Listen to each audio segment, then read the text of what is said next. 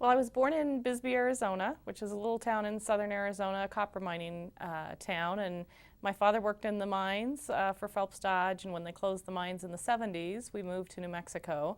So I started 7th grade at Animas schools in Animas, New Mexico, and graduated high school there.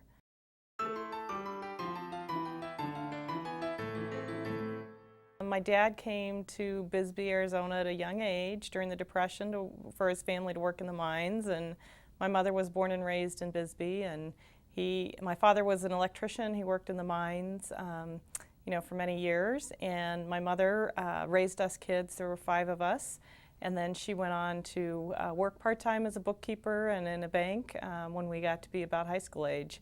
And she still works today. She's in her 70s and still holds down actually 2 jobs just because she likes keeping busy and likes to work.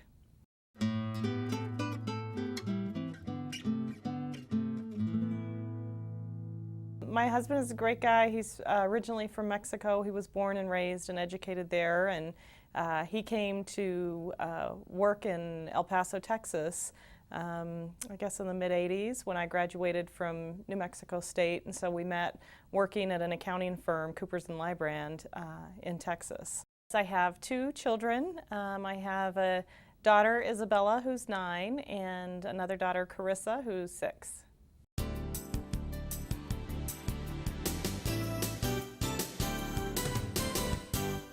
Well, I decided to come to NMSU in part because I had a scholarship, so that was a great way to help afford an education. But, to be completely candid, I grew up in rural New Mexico, and I probably didn't know what Harvard was, and even had I known, I probably wouldn't have known that there was a difference between Harvard and New Mexico State. So, for me, it was a good option, and it's been a wonderful school. And I would argue maybe today there isn't much of a difference between going to an Ivy League school versus New Mexico State, because New Mexico State certainly afforded me all the opportunities that I've had in my life, and this was a wonderful starting point.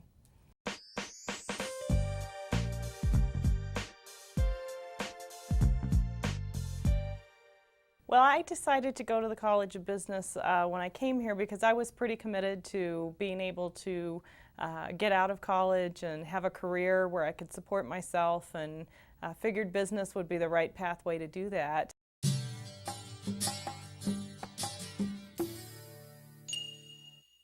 My first job out of college, the first summer after my freshman year, was working for Phelps Dodge, and I was actually in a copper smelter in southern New Mexico, and it paid very well. So I think at the time it paid about $13 an hour, which is still pretty good money for a college student today.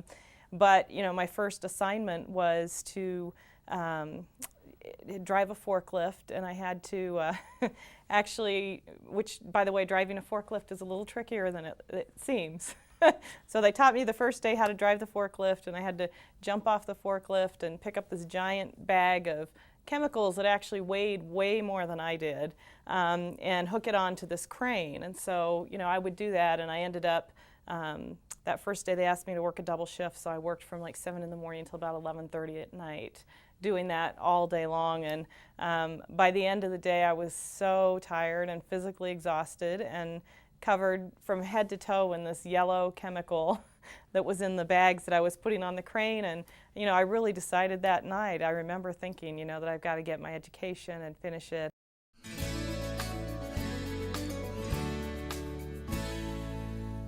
I got my degrees in 1986. I have a degree in accounting and a degree in finance, and have wonderful memories of going to school here and all the folks who helped me along the way.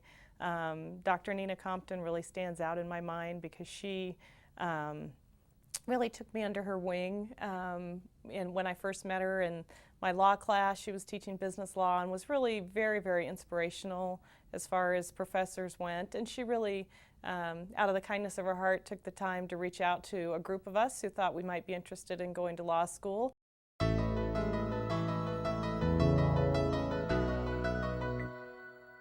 Today I'm the president of SkyMall and a part owner of the company, and it's really a lot of fun to run a business. We're the largest in-flight catalog in the U.S. We publish about 22 million catalogs a year and reach about 650 million people that travel.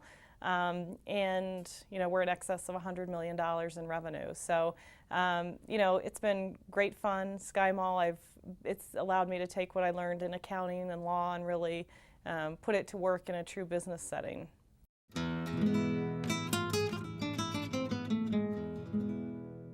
Oh yes, there is a little nepotism factor at SkyMall, I guess, because we do put our kids up on the covers of the catalogs, and it's not something I make the company do, but they're just so darn cute, they can't help it. So we've put the kids on a few covers, and for them it's fun because I think at this age, it's fun for them to go to the photo shoot and have their picture taken and see the catalog, and they're young enough that they don't have the appreciation of the fact that they're on millions of catalogs, and so one day when they grow up, I think it'll be kind of a fun thing for them to look back on.